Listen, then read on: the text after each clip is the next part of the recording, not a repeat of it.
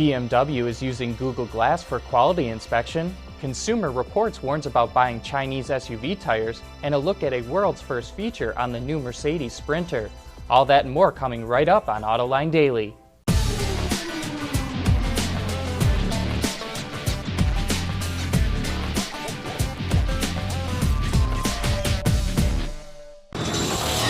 This is Autoline Daily for November 18th, 2014. Car sales will continue to grow next year in the U.S., according to the National Automobile Dealers Association. The organization forecasts that sales will hit 16.94 million units in 2015. This year's sales are expected to come in around 16.4 million vehicles. The NADA expects sales to rise because of low interest rates, lower gasoline prices, and an increase in jobs and wages. In an attempt to improve its quality inspections on the assembly line, BMW is conducting a pilot program at its Spartanburg plant in South Carolina using Google Glass. The quality testers are able to document potential issues with pictures or video using Google Glass, instead of writing down problems, which could oftentimes be vague. The device also allows the staff to stay at the car while doing the tests, instead of going back and forth between the vehicle and computer terminals. The tests are currently being done with pre-production vehicles, but the company says it's looking into using Google Glass during final assembly as well. Back in February, we reported that Volvo was showing off connected car technology that allowed people to have food or other products delivered directly to their car by using a digital key. Now Bloomberg reports that the automaker is teaming with DHL so that customers can have packages delivered to their vehicle. The delivery service would only get access after the owner accepts delivery via a text message.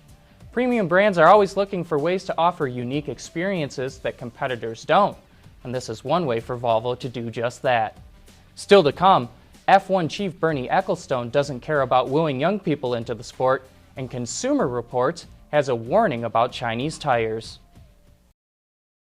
Autoline Daily is brought to you by Bridgestone, your journey, our passion, and by Dow Automotive Systems, improving durability and increasing design flexibility with Betamate structural adhesives at dowbetamate.com.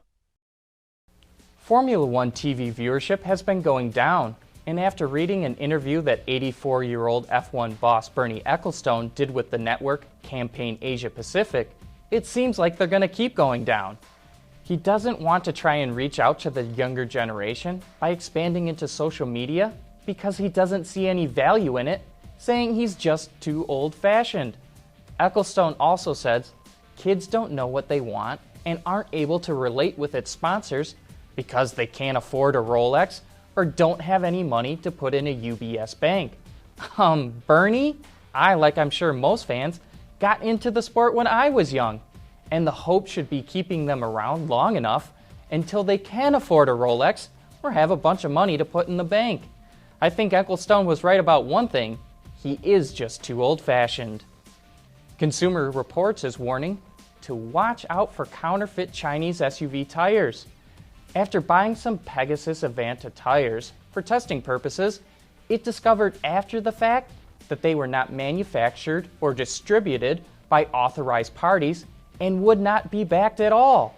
The tires underperformed the real Pegasus tires in CR's tests and won't be recalled unless a safety issue is identified. This isn't going to help the perception that Chinese-made things are junk. But I say you should never skimp on the rubber that goes between you and the road, because this is one area where quality makes a huge difference. If you're not sure how to identify a quality tire, we'll put a link to a video I did on how to read your tire sidewalls. Coming up next, a look at a world's first feature on the new Mercedes Sprinter van. There's so much to love about Bridgestone's Dueler tires. The amazing traction, the quiet, comfortable ride, and they're really tough. It's like loving 3 tires in one. Last week we showed you the off-road capability of the 2015 Mercedes Sprinter van. But that's not the only new feature. The van is now standard with what the company calls crosswind assist.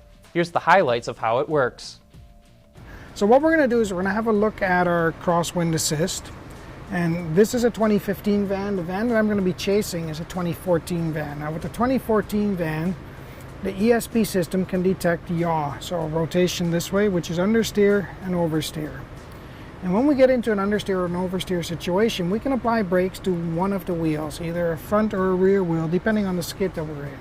So now move into this van where we're a 2015 van, where we have the standard crosswind assist. And what we've done is we've recalibrated the yaw sensor so that the yaw sensor can measure lateral movement this way or this way. So when the vehicle is moving this way, what will happen is we'll apply brakes to two of the wheels on the side where it's coming from. So if it's coming this direction, we apply brakes to these two wheels. If it's going that direction, we apply brakes to these two wheels. And what that does is it keeps us in our lane. Now, here's our challenge. Crosswind assist is something that happens above 50 miles an hour. So I need to get the speed up to just above 50 miles an hour. And we're going to be driving through the fans over there, and those fans are going to be pushing out wind somewhere between 90 and 100 miles an hour. Probably not a scenario you're going to run into very often, but it's really a graphic way to demonstrate how this system works.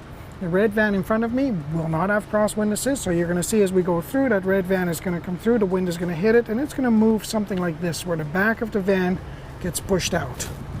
When we come through, all you're going to feel is a very little bit of motion this way, and that's really the system keeping us in line. You guys ready to go? So we're going to come around this corner here at 40 miles an hour, and I think you'll be quite impressed with how well the Sprinter holds the road.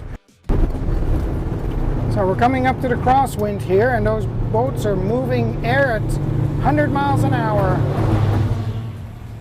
And you could see the red van, as we came through, was moving over laterally, and we managed to just continue in a straight line. So where does crosswind assist come from? Why do we have it within our vehicles? The question I get often is, so does that mean that your 2014 and earlier Sprinters are dangerous? And really they're not. You know, we saw that the red van obviously didn't tip over. Yeah, it moved over a little bit, but how often do we see a 90 mile an hour crosswind? So in this scenario here, we were able to go straight through it. So that's really the safety feature of it. It's just another functionality that we've put in our adaptive ESP. Hey, don't forget to check out our coverage of the LA Auto Show starting on Wednesday. John will be talking to executives from Audi, BMW, and Ford, plus many more, about the vehicles they'll have at the show. And on Thursday, we'll be bringing you a special after hours from Honda Performance Development, which is the automaker's technical operations center for its motorsport program.